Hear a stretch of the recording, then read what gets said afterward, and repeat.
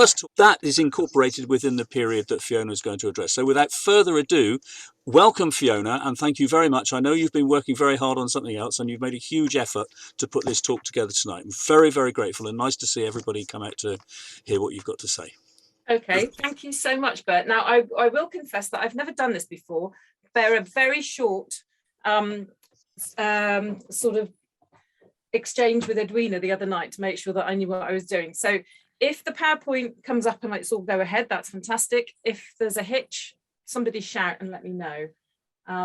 So if I do that, oh no, hang on a minute. No, I'll stop because I've forgotten this. I've got to share a screen, haven't I, Edwina? That's right, yes. Should be at the bottom. Yeah. Share.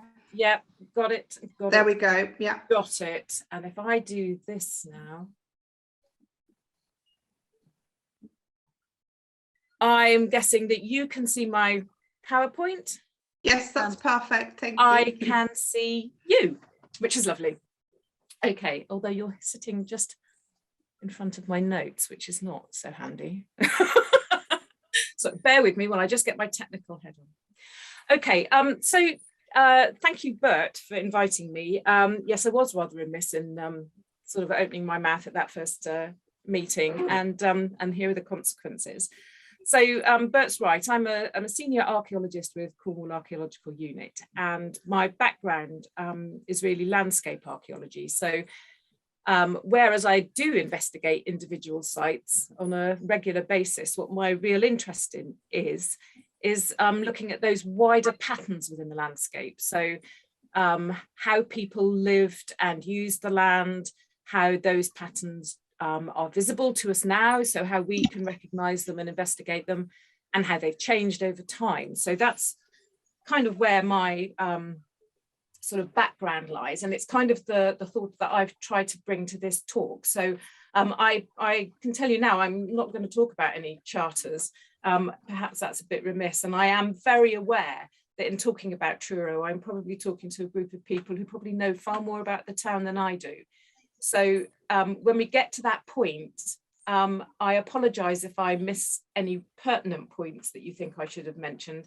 And when we get to the questions at the end, I'm very happy to be enlightened, because I found this rather fascinating and I would like to learn more. And I'm sure there is a great deal more still to learn. But what I'm going to do, the sort of the framework of the talk, is I'm going to take you back right into sort of later prehistory, back to the Mesolithic period, which is when we first start seeing the real kind of archaeological evidence for human activity. And I'm concentrating on how that human activity has changed within the Kenwyn and Allen valleys, the evidence that we have for that kind of change. I am probably going to focus on just a few very specific sites, only in that they are so good at exempling some of the points that I'm talking about. But there really is so much work going on, and as that work is being carried out, it's just really reinforcing what we already know and enhancing it and expanding on it, which is really wonderful to see.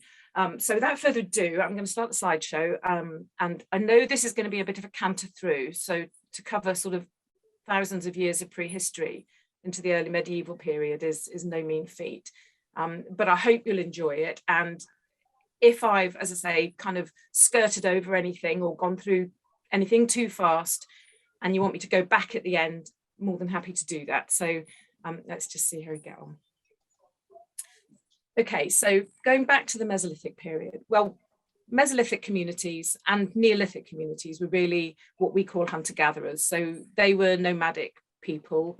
They moved through the landscape. We know they sort of tended to use the river corridors, the coasts, easy route ways, mainly resource driven. We don't have a great deal of evidence for Mesolithic activity anywhere in Cornwall particularly, but where we do find them, it tends to be in the form of flint scatters. So we find the evidence of their activity, but we don't particularly have evidence of where they may have settled or how they may have settled. And what they were probably doing was moving on a seasonal basis setting up camps, that were fairly transitory, and that's really all we know about them.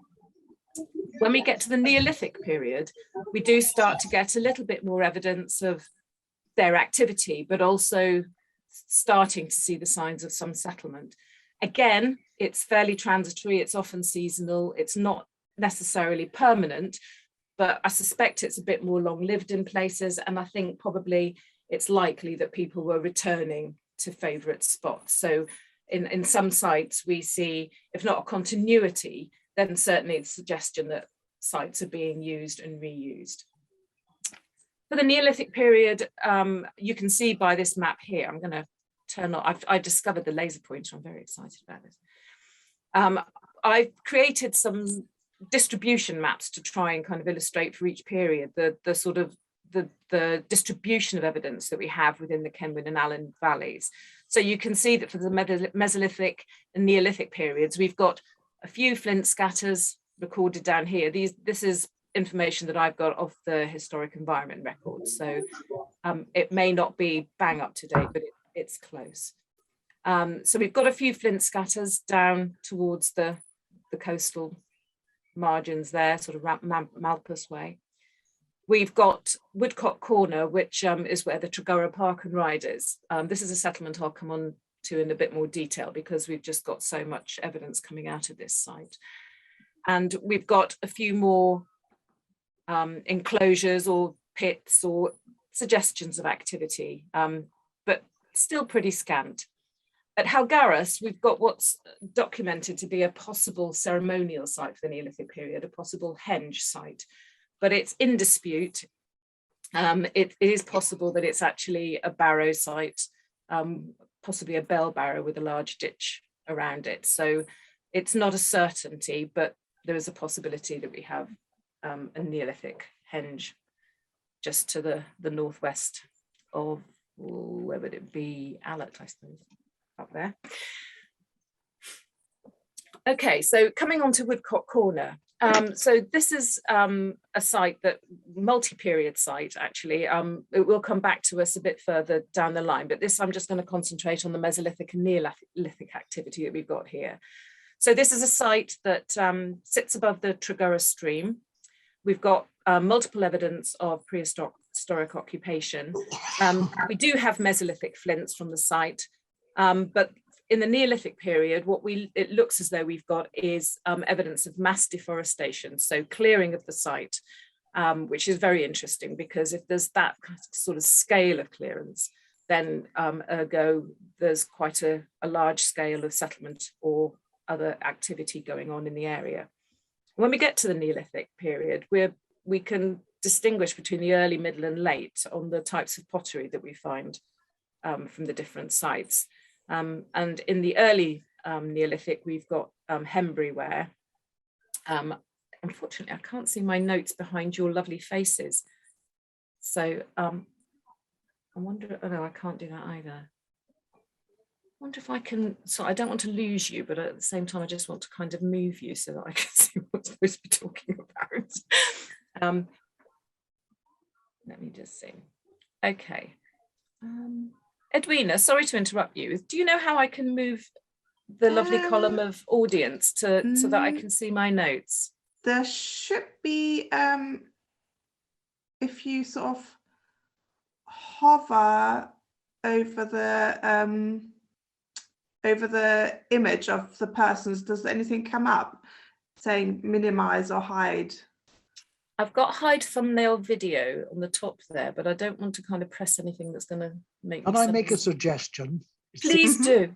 Please do. If you go to the top right of your screen, you should see a little icon saying view. I've got show grid video. And then one of them is standard view.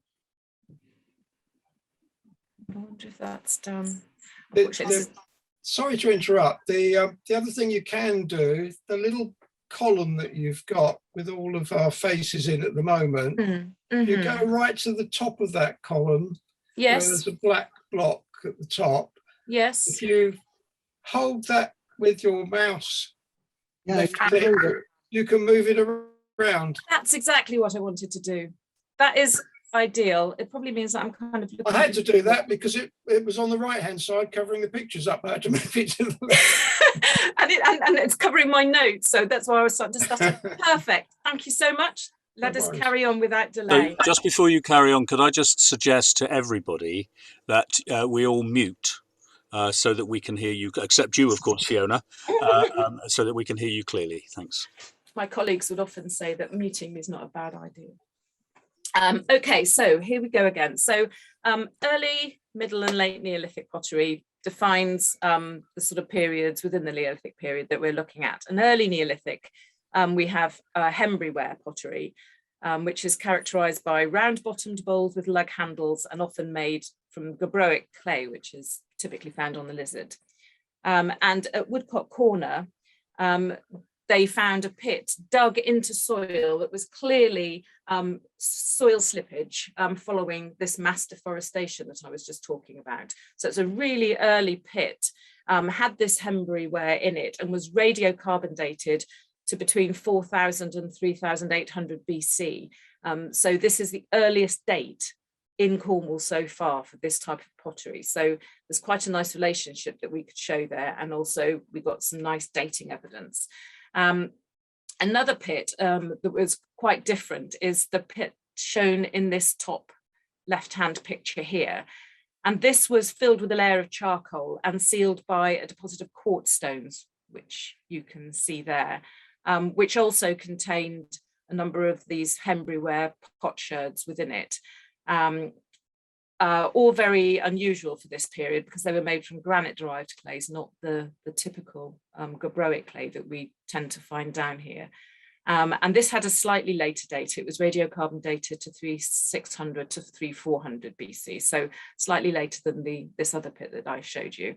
But this photo here, rather nicely, it's a bit of a montage, shows the pit with the quartz and the pottery on top, and then the burnt base of the pit once all that had been removed. The Middle Neolithic period, this is a type of pottery called Peterborough-ware. It's quite rare in Cornwall.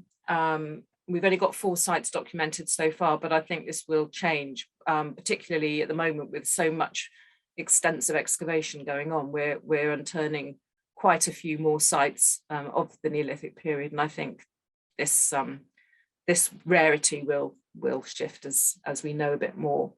There's a nice picture here of one of my colleagues digging this very large pit that you can see here. And this pit contained quite a multiple of flint scatters and some of this distinctive Peterware pottery. And also this rather lovely Y-shaped Tribrach flint tool that also came from this pit. So rather a nice assemblage there. So when we, sorry, I'm just going through my notes here. Okay, so as I say, by the Neolithic period, a lot of these communities are quite nomadic, still sort of moving through the landscape, but they are starting to erect seasonal shelters and perhaps have longer term stays at some of the sites that they're using. So we find some ephemeral evidence for shelters, but we also find evidence of sort of activities going on. We think that they were probably using sort of shelters similar to yurts with poles and sort of canvas sort of shelters. And again, as I say, sort of very mobile populations. So moving on to the late Neolithic and a very distinctive type of pottery characterizing this period, which is called grooved ware pottery. And this started in the Orkney Islands, and this culture spread down through Britain at the start of the 3rd millennium. So we've got a lovely grooved ware pot that was found from Woodcock Corner. But if I now move on to the next slide, if you can see this was found in a pit with a very distinctive slate disc. Now you may have seen this, there has been some publication about it because it was so unusual.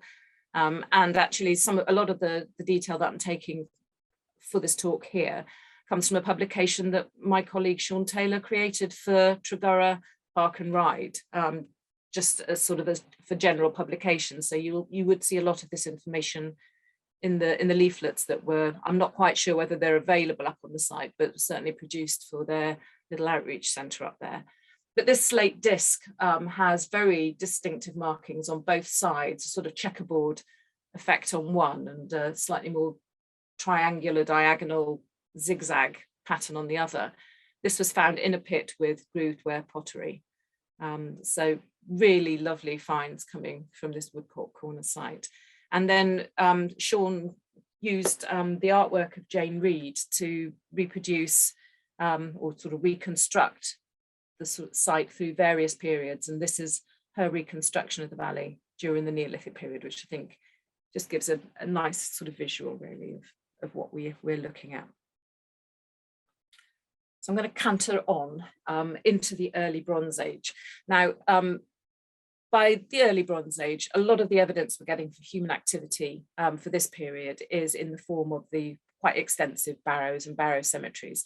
And I think this distribution map shows quite well that suddenly we've got a much larger number of sites relating to this period and showing quite a nice distribution, because if you look, taking the darker green to be the higher ground, you can see that the distribution of the barrows, which are in orange, are quite nicely distributed along the higher ridgeways and above the valleys. And this is very deliberate. This is something we find with barrow cemeteries generally. They're always very prominent. They're always very visible.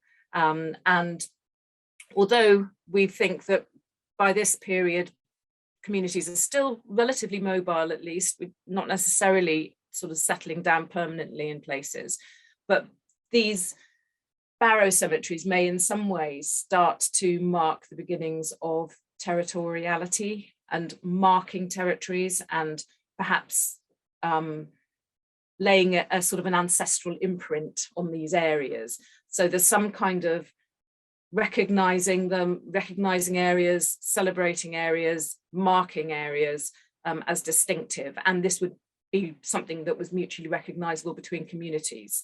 So this is something that we're starting to see by the early Bronze Age. And then really, as we move through the Bronze Age, the Middle and Late Bronze Age, that's where we're starting to see more evidence of permanent settlement coming in. But we'll move on to that in a minute. So I'm just going to slightly segue into a distribution map for the Iron Age and the Roman period, because what I'll move on to next is the evidence for actual settlement. And the sites that I'm going to give you examples for really beautifully show, if not continuity, again, this reuse. So we'll actually look at the sites and we'll move from the early Bronze Age through the Iron Age for these sites. So I'm just going to move on to a distribution map for the Iron Age, again, in sort of around the Kenwyn and Allen valleys. And you can see that, again, we're starting to get many more sites that we're recognizing. A lot of these are still survivable as earthworks or through place name evidence. We're starting to see sites being documented. So some of these we know about through actual excavation, some through survey, and some through their place names, which suggest a type of site. And by the Iron Age, we're starting to see a hierarchy of sites. So we're starting to see hill forts, particularly Bishop's Wood in the north here, but also possibly Carvedrus, which is suggested by its place name. And this obviously would be well known as the site of the later castle once the town itself develops. So bear that one in mind. But in addition to hill forts, we also have fortified enclosed settlements, or rounds as they are known in Cornwall. And again, these are often on the higher ground, on the sides of valley slopes, above the river valleys. We're not seeing settlements so much in the valley floors. This may be partly because these are settled areas and we're just not finding the evidence, but the larger distributions are suggesting that these settlements are still, relatively speaking, on the higher ground above the valleys.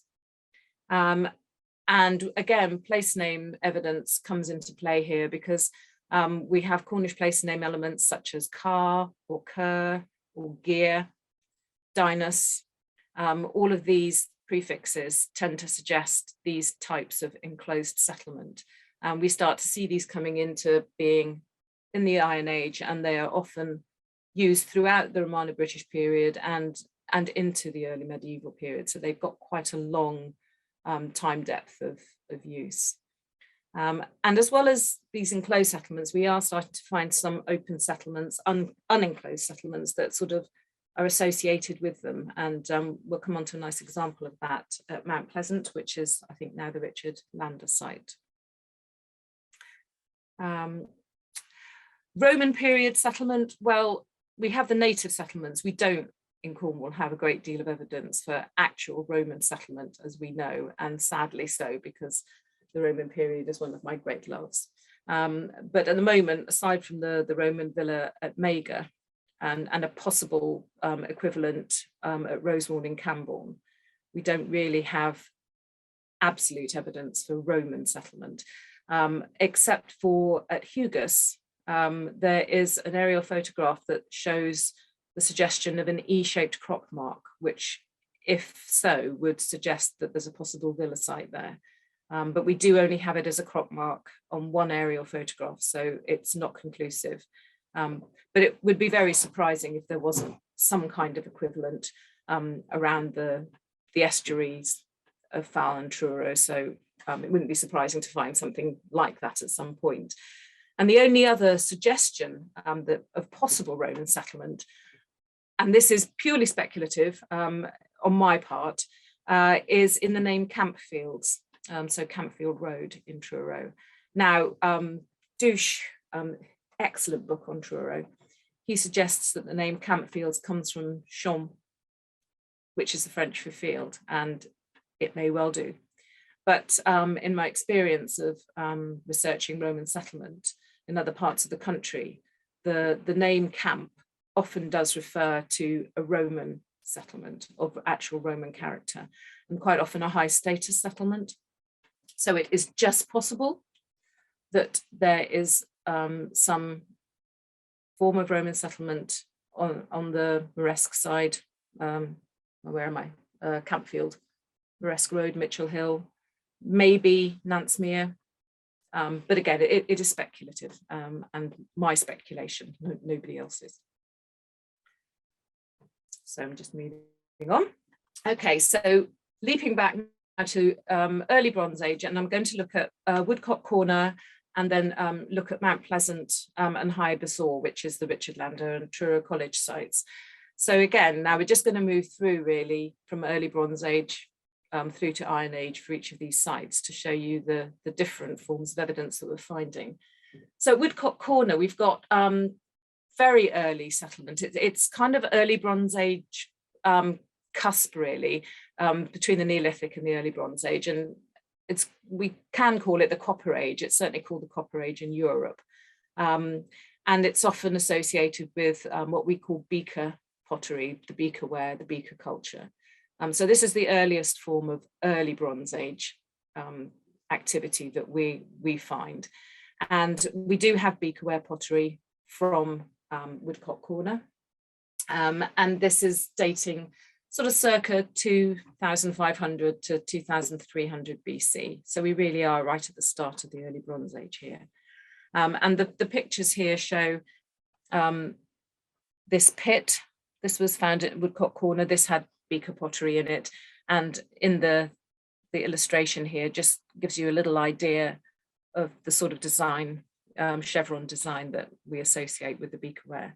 And what was also nice was that they also found a burnt floor of a hearth surrounded by stake holes, which suggests some form of structure, even albeit temporary or fairly ephemeral.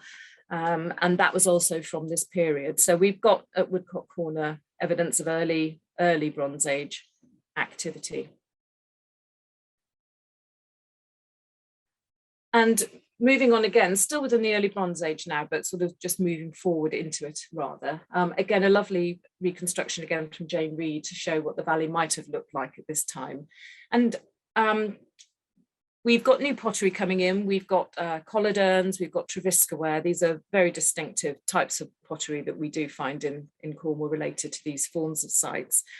We have evidence of metalworking for this period, but tools were still being used, the flint tools. And environmental analysis that was done at Woodcock Corner shows that during this period, people were growing cereals. They were still eating wild foods, but the fact that they were actually growing cereals and grain at all suggests again, if not permanent settlement, at least potentially long-lived settlement, although again, possibly seasonal. And then you may be aware of this enclosure. It's been quite well published, I think. I think they thought originally this may have been Neolithic, but I think it's been shown that it's actually early Bronze Age just through associated features. A lovely, not quite complete oval enclosure, ditched enclosure on the rise of a hill above the stream, now under the new waste site. But this is really quite unusual. This is quite a rare feature, and we don't know what particular function it had, because for this period we don't tend to find these types of sites, so it's still rather mysterious. It is possible, again, if we're talking about slightly mobile communities, that it formed some form of central meeting place or gathering place or communal function, but jury's still out on this one, so more work to be done. So by the Iron Age at Woodcock Corner, actually we're starting to see a sort of reduction in activity, and the only activity for this period was industrial in nature. So any settlement had either moved further afield, possibly Polwheal, which I think is to the north. But we did find evidence for iron smelting, charcoal burning, and corn drying. So large distinctive features, still plenty of activity going on, but now we're starting to see industry, agriculture, rather than direct settlement on this site. So the settlement itself has moved elsewhere by this period. So now we're looking at sort of higher Besore, which is up on the Truro College site. And again, they did find evidence of beaker activity here. So again, we're going right back to the early Bronze Age again. And if you think of the site of the Truro College, it's high, it's higher on the valley slopes. So again, we're not talking down on the floodplains here, we're talking high distinctive sites. There was a structure, this one here, structure 1, was found with beakerware pottery, so early Bronze Age, and then as we'll see going forward, close by, not directly associated, but certainly on the same site, evidence of Middle and later Bronze Age settlement. So again, this evidence of, if not continuity, then long-lived use and reuse of these sites. So moving into the Middle and later Bronze Age for higher Besore, again, we've got a slightly better close-in view of these structures, late Bronze Age structures here, roundhouses. We found a pit with a clay sword mould in it, and a later, I'm just going to move you again, hang on while I see, a late Bronze Age pit, which is actually cut by a later Iron Age ditch. So we're finding this stratigraphy, this settlement and resettlement and reuse of these sites. And in one pit, we found these lovely stone mullahs, again, associated with agricultural activity, cereal processing, and farming.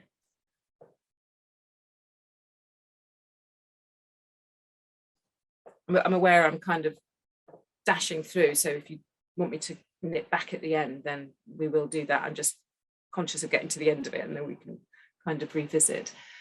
So by the late Iron Age at Higher Besore, We've got this evidence of a large open, unenclosed, no boundaries, no enclosures, but a group of roundhouses with very distinctive southwest decorated ware pottery, which is illustrated here.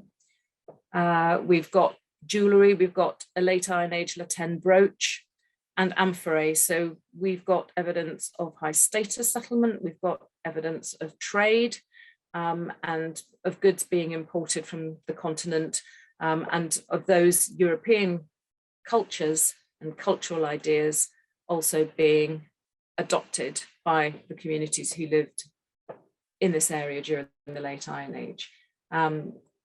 Sort of alongside the roundhouses, we've also got extensive areas of field systems. So by now we're looking at much more permanent settlement. This is long-term permanent settlement.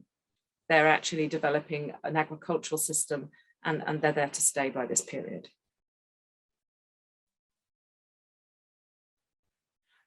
So looking now at Nance Mere, again, a settlement or an area site probably known to many of you.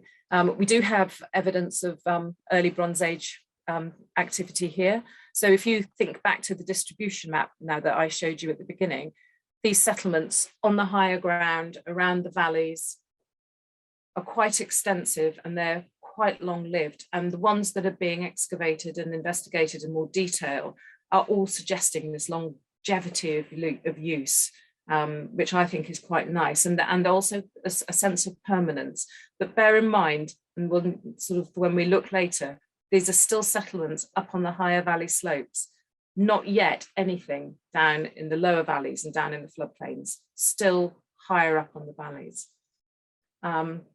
So at Nance Mere, again, not concentrating on the Bronze Age so much here, but what they also found was a late Iron Age round, a round that was probably used through the Iron Age into the Romano-British period and potentially longer, possibly into the 1st century even. And this is the part of the plan. I'm not sure how well you can see these. I did try and make them as large as possible, but hopefully you can get some idea there at least, and through these slightly more detailed photographs of features excavated, and some lovely stamped decoration pottery that was also found from this site.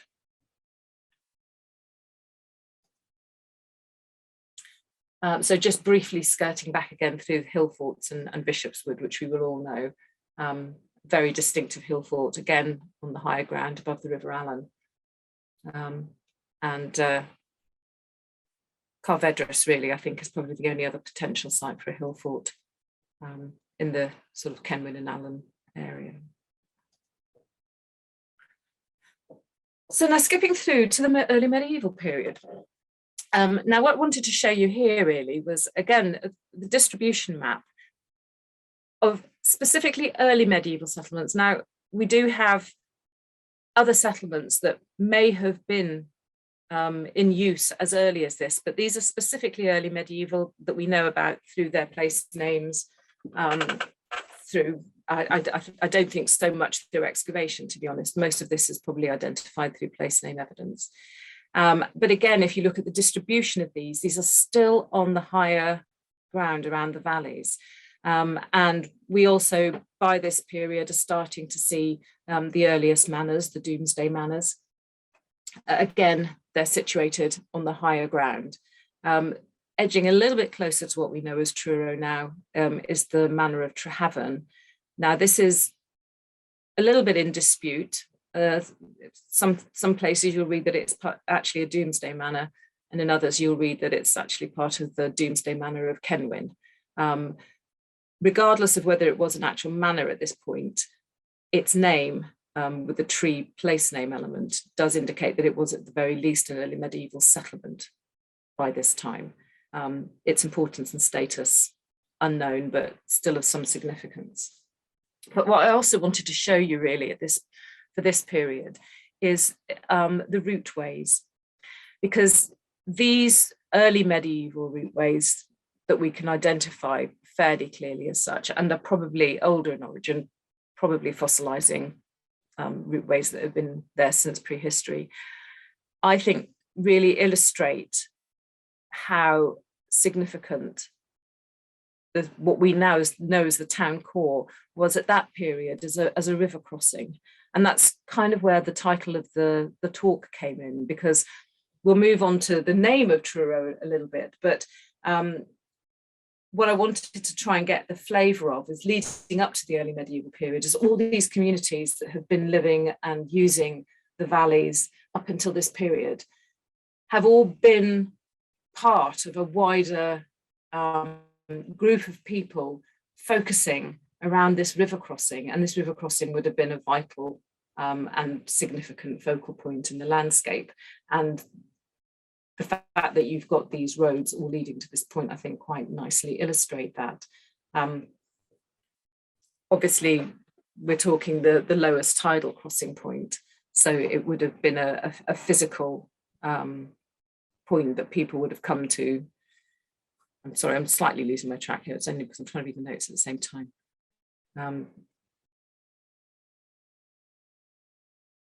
Okay, I'm going to move on to that a bit through the next bit. So yes, so we've got all these early medieval routeways coming down to the crossing point. And at the present time, so early medieval period, unlikely, not impossible, but unlikely that we've got any real settlement underlying what we now know as Truro. But I'll just come on to that. So just looking at early medieval settlements generally, by this period, we can start to use historic maps to investigate and to some extent recreate the extent of early medieval settlements, because many of the historic boundaries and patterns that are established around this time are fossilized in the historic landscape. Now, although again, we've got what we think of as early medieval settlements, they're often documented much later, but their place names really give us the clue that they're earlier in date. And a lot of the Cornish place names that identify these settlements are descriptive, you know, sort of referring to places or locations or ownership, and are very distinctive. But what we also start to see, and I think hopefully I've picked three reasonably good examples, are that early medieval settlements of this period, we are quite distinctive through their curvilinear boundaries.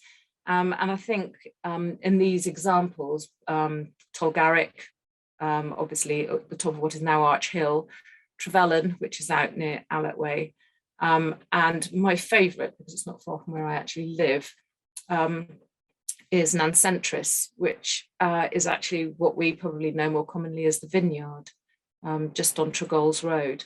And these historic maps, and I've tried to sort of recreate or have a stab at recreating what I think the extent of these settlements might have been through very characteristic curving boundaries that we can see on the first edition and second edition maps. And in addition to early medieval settlements, we do get the manors. Now, early medieval manors, and Kenwyn and Idlis are very typical examples around here, and again have very distinctive characteristics. Now, these are larger settlements and domains in their own right, but obviously being manors, they also have a number of settlements under their jurisdiction. They also farm the land in a slightly different way from some of these early medieval settlements.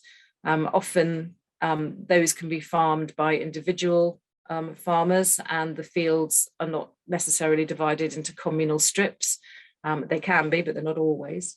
Whereas with the early medieval manors, we do tend to find these very distinctive medieval strip fields. And at both Idlis and Kenwyn, we have really good preservation of these.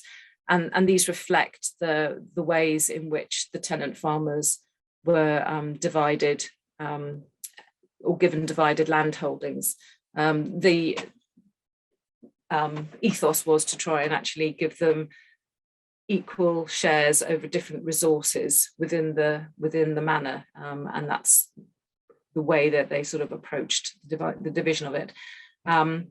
And I think if you could look at Trehaven, which is here, you've got a particularly good preservation of the early medieval strips, which would have been at the very least, part of the early medieval settlement. How this related to Kenwyn, less certain, but even around Kenwyn, you've got some lovely curvilinear boundaries that you start to get a stab. And here at Cumprigney, again, Cumprigney might have well been a sister settlement under Kenwyn Manor jurisdiction. So I'm just trying to make sure. Oh yeah, just to add again, I'm reading Douche's book of Truro, which is just amazing, but really impressed on me the fact that you can see it on the historic maps, but just how many of the remnants of the medieval open fields around Truro survived well into the 19th century and were very easily identified through the Gwil place names that were attached to them. So although they're very much built on now, there was really good preservation until really quite late. And indeed, some of the 19th century terraces, the Avenue and Campfield, I think are good examples, are actually built along some of those historic boundary lines. So the lines of these terraces actually preserve the lines of some of these former strips.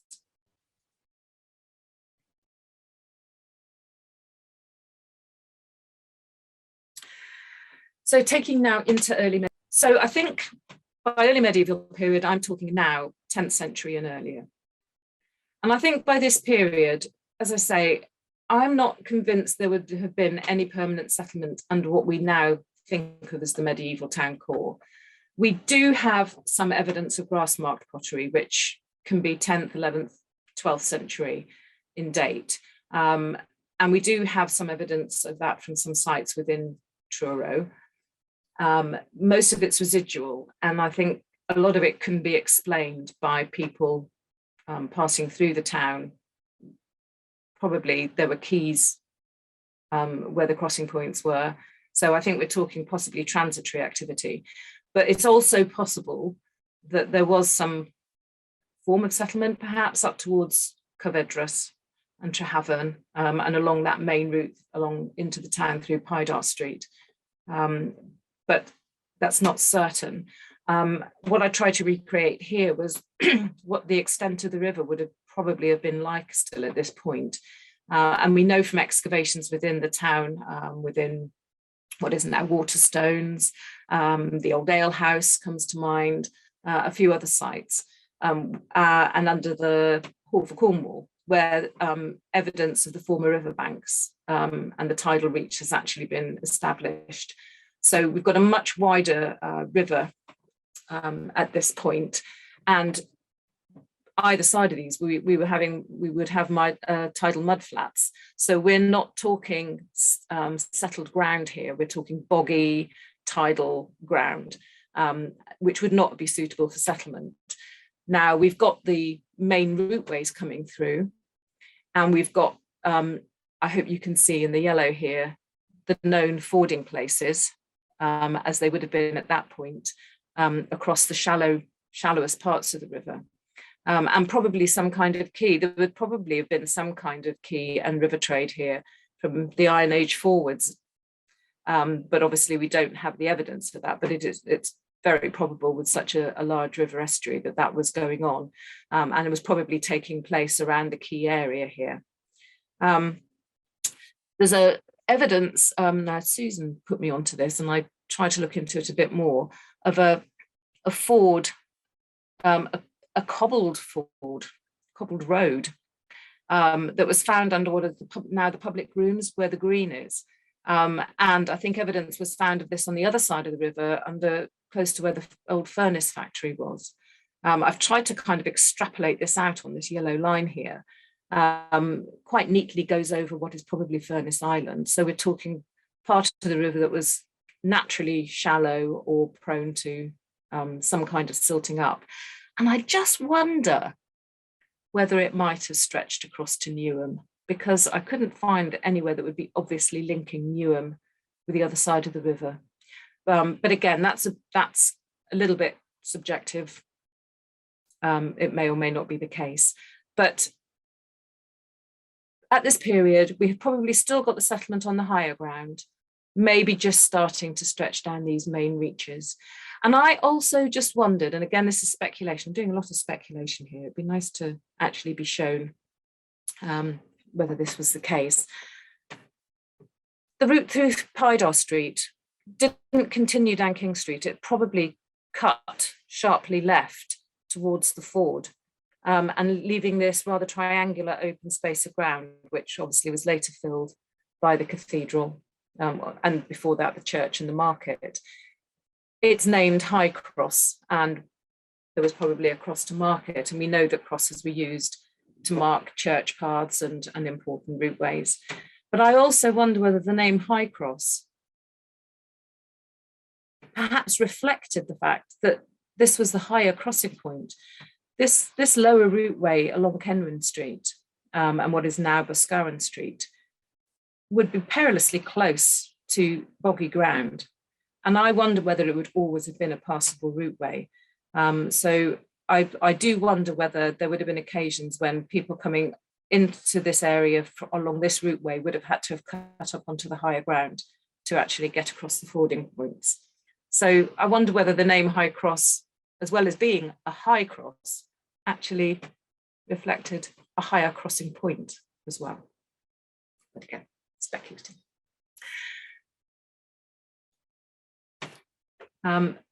So coming into Truro, and oh my gosh, I'm very aware of the time. I'm going to try and race on a little bit. I'm nearly finished now, so hopefully we'll have some time for questions. What's in a name? Truro's name causes a lot of discussion. We know that its earliest documented names were recorded in the 12th century. Triuru, Triweru, Troya. I can't even say it. I'm not even going to attempt it. The name is probably early medieval in origin, if not older. If it is an older place name, it's almost certainly going to be referring to its physical location and its character features. The first element, according to Oliver Padell, is tri, which means triple, or very, or perhaps through or across. And the second element is obscure, but might derive from berrow, which means a boiling. So Padell's, or Padel, I'm sorry if I've pronounced it wrongly, his interpretation suggests that it might mean a place of great water turbulence or a boiling of waters. And we know that that would be a descriptive term for where the confluence of the Allen and Kenwyn rivers meet. As an alternative, he also associates it with the Treveri tribe from Gaul, which means people of the river crossing. It's not quite so strong linguistically, but it also does rather nicely describe what I think, and I hope you get from the talk, is the fact that we've got communities living in and around the valleys and using this river crossing. There's a kind of cohesion there. The only thing that Padell feels is not right is the name Three Rivers. And that sort of slightly blows out of the water that possible interpretation for the name, but I'm very happy to be proved otherwise. So scooting on very, very quickly to the medieval planned town. And this is another talk all in itself, I think, because it's just so much information about the growth of the medieval town. But we do know that by 1140, Richard de Lucci, who was granted the manor of Kenwyn, established the town of Truro. And it was a planned town, so it had very distinctive elements. It was probably carved out of some of the lands from Trehaven. And that is probably why many of the burgage plots that were established along Pydar Street probably fossilise former medieval strip fields, because they use these former boundaries. So I've picked out some of the more well-known and distinctive sites that we know were in place by or before the 13th century. And we've got the castle, on the site of Covadrus. Again, very typical on a prominent site of land. Obviously, if it had been an earlier hill fort or fortified enclosure, the reuse of these, again, very common. So well sited above the rest of the town, with a main street, a market square, in which would have been the church. Again, this is all very typical medieval town form, plan form. We've got the old routeway through Boscawen Street. We think that was the Altus Vicus that's referred to by the 13th century, the main high street. Although again, I'm speculative because of its prominent sort of proximity to quite boggy ground.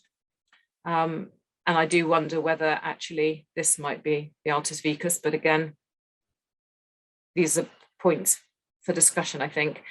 And then by the medieval period, we've got the mills being established along the River Pool Mills, which is where the Marjon University building is at the back of the cathedral now. Town Mill, which was just where Mountain Warehouse is now. Both of these were medieval mills, and they would have been in situ by the 13th century, if not before. They were probably manorial mills, so they would have been used paying tithes and monies to the manor. We've got the medieval marketplace here, and also what we know as Moorfields, but this would have been the medieval fairfield where fairs were held, and in the charter would have been the right to hold markets and fairs. So that would have been a documented right that the town had by this time. And we also know that there was a Dominican friary on Kenwyn Street by the 13th century, and it would have been established outside the town limits. It was quite typical for monasteries to be and friaries to be on the outskirts of medieval towns. So we have some idea of the extent, at least along Kenwyn, that the medieval town would not have stretched that far, but would have possibly incorporated the mill, or the mill would have been on the edge of it. I'm just wondering now if I've got anything else to say. Oh yes, Moresque Mill. Although the actual mill that's shown as disused on the historic maps was probably a later mill, it's almost certainly on the site of an earlier mill, which would have been a medieval mill. So we're starting to see now the pattern of the town taking shape as we know it today. But I would argue that it probably was actually a medieval creation, and that prior to this, most of the settlement that that I've spoken about would have been outside this extent. I feel I've waffled on rather at the end there, and I think I'm just conscious of the time. So I'm going to finish there, just because I want to give you time to pick me up on anything that I've overlooked, forgotten, completely ballsed up. Over to you guys. Okay, well, look, Fiona, I just think that was fantastic. I think that was a real romp. It was a romp. It was a romp. A very extended period of time, and I think it brought to light many things which I suspect many of us didn't know.